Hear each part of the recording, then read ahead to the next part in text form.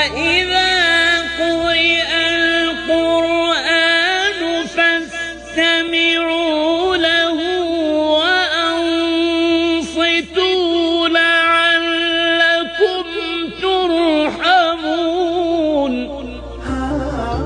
به نام خداوند بخشنده بخشایشگر. هنگامی که قرآن خوانده شود گوش فرادهید و خاموش باشید شاید مشمول رحمت خدا شد.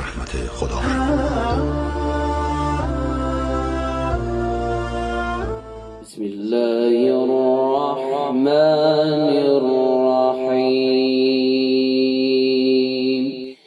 إن أول بيت وضع للناس للذي ببكة مباركا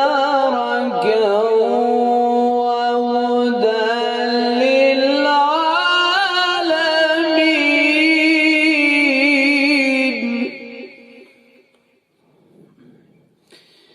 فيه آيات بينات مقام إبراهيم ومن دخله كان آمنا.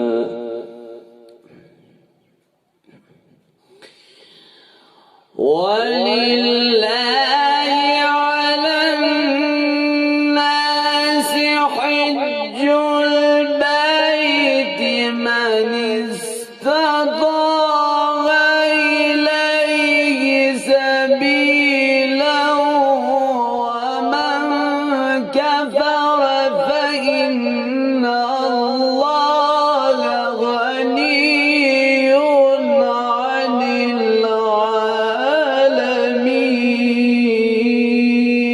العالمين.